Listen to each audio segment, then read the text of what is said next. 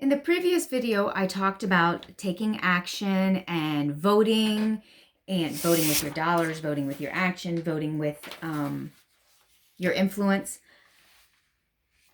And I also talked about gratitude and remembering where you've come from. So in this video, I wanted to share with you something that we did. We bought this little book at Dollar Tree or Kroger or something, because this is like over 20 years old. And we started writing down the good things that were happening during a really difficult time in our life. The first thing we have here is written October the 21st of 2003. And it was when our oldest daughter was very sick. And we had just started learning about the fact that God can actually heal. I'm not going to get into a debate with you because you're not going to convince me that it's not true because, like I said, I've literally got it written in here. But for those of you who are interested, I want to share this first one, then I'll share some other things in here. Our daughter was ill, and we had learned about God's willingness to heal, and my husband prayed for her, and literally instantly, she was at the time, she must have been just shy of 5. It was just before her 5th birthday. She went from vomiting and a fever within 5 or 10 minutes to sitting up, tossing a ball, fever completely gone, no more nausea. And you know, a little kid, when they're sick, they lay. When they're healthy, they run. She was done. We wrote it down in our book because we never wanted to forget what happened. Right after that, I have another trunk of groceries.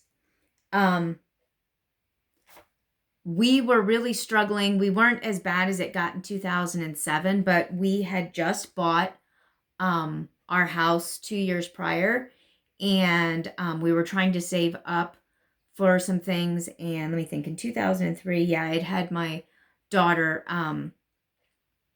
and so we had 3 little girls, 5, 2, and a newborn. And so things were kind of tight. You know how it is when you have little kids and things like that.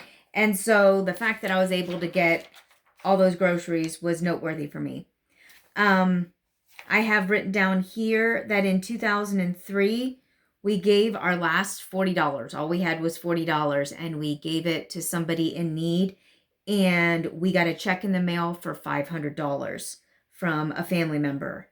Then the next day, November 18th of 2003, my husband, who at the time was a volunteer fireman, was expecting a fire check, which we were using for winter expenses, Christmas gifts, those kind of things, because it was a once-a-year check. And it was triple what we expected. So there's those kind of things, which are like really cool. We have where somebody gave us a gift card, and it arrived in the mail with no return address. And we have no idea to this day who it was that sent it to us. We have encouraging cards that people sent us, things that made us feel good. We have miraculous provision, like I shared. We had, on this day, I didn't have much money, and I found $20 in this envelope, and I wrote it down. You go, it's $20. You know what? You find $20 in your pocket when you need to buy groceries and you have little kids in diapers. It's pretty awesome. I write it down. We also wrote down just like good things that happened, things that we were grateful for, things that we had the opportunity to do. Like I said, being able to give money to a friend, you know, having enough money ourselves that when we found somebody in need, we were able to give them something. That's worthy too. It's not always when we receive something ourselves. It's not always about what we're getting. It's about remembering when we had an opportunity to help somebody else. So we also have written here when we were able to invite a couple of people over for dinner because we had little kids and money was often tight. And we really didn't know many people because we live out in a rural area. And my husband worked at a job like pretty far away. I think at that time it was about 30 or 45 minutes. So we didn't really have many opportunities to invite people over. And so we wrote down little things when we were able to have somebody over for dinner. And we did it twice within a month, which was pretty exciting for us. So writing down things, good things that happened. I now have started the habit of every single day, I find one good thing that happened and I write it down, no matter how small. A few days ago on Saturday, I think it was. Yeah, on Saturday, one of my adult daughters told me, "Thank you, Mom, love you." I wrote that down. That was a pretty awesome thing. First of all, this kid doesn't often tell me thank you. And second of all, it's a cool thing when your adult kid says, "Love you, Mom." So, yesterday, it was a young mother that I talked to at church this past weekend, who was really stressed.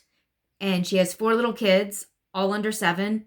And that's literally what I had. 4 little kids, all under 7, actually 6.5 and under. One of whom was special needs, nonverbal. We had adopted her from another country. And at the time of adoption, she was 4.5 and couldn't even speak yet. And so I know what it is to be chaos and have that. So I was able to speak to her. I'm like, yeah, it's really hard. There's no way around it. It's going to stay hard. And just accept that. But here's some things that you can do, because it won't always be like this. It'll be a different kind of hard when they're adults and on their own. So having those kind of little encouraging things, writing those things down. Let me see, another really cool thing in here. I have when our dog went missing. Let me see if I can find that picture. Our dog, who we loved, this was a long time ago, so he since has died. He died about 5 years ago, which was really sad because we loved him a bunch. He went missing, and I went all through the neighborhood with my kids trying to find him. And at the very last house, well, we only had one more flyer, put it that way. I can't find the flyer.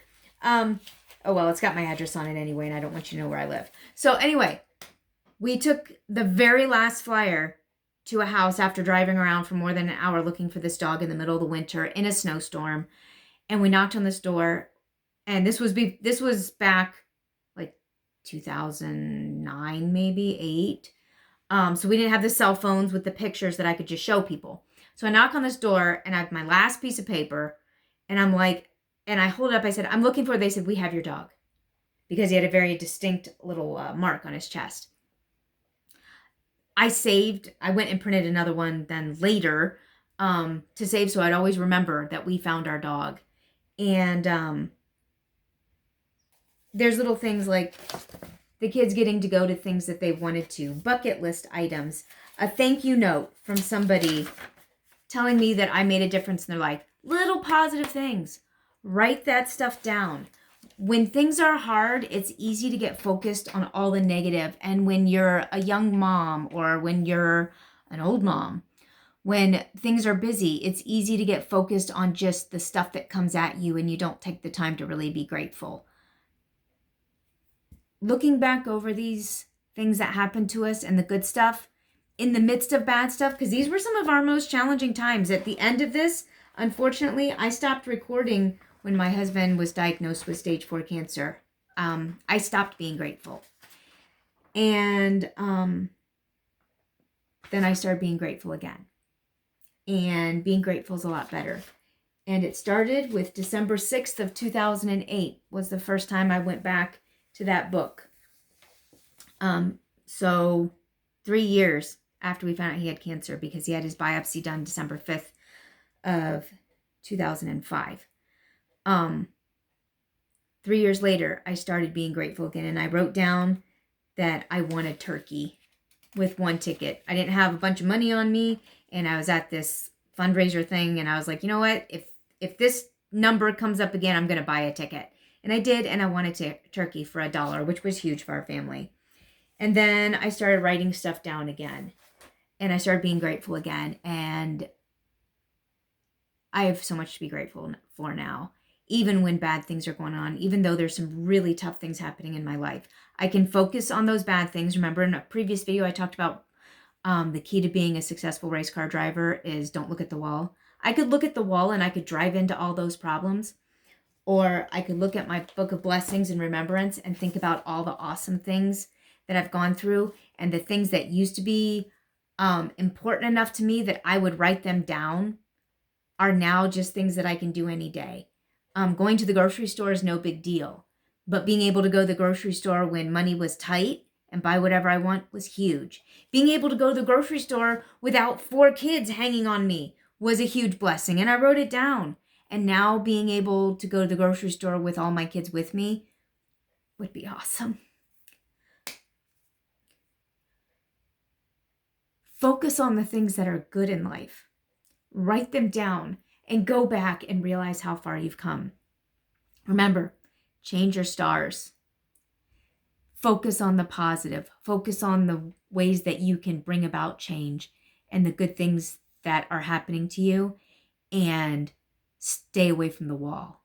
Don't crash and burn because of ingratitude, frustration, or limiting beliefs. Believe that things can be better, and believe that you can change who you are. You can change your circumstances, your life. It will take time. It took us over a decade, but there were little incremental changes, and you can see those changes by looking back over where you've come from.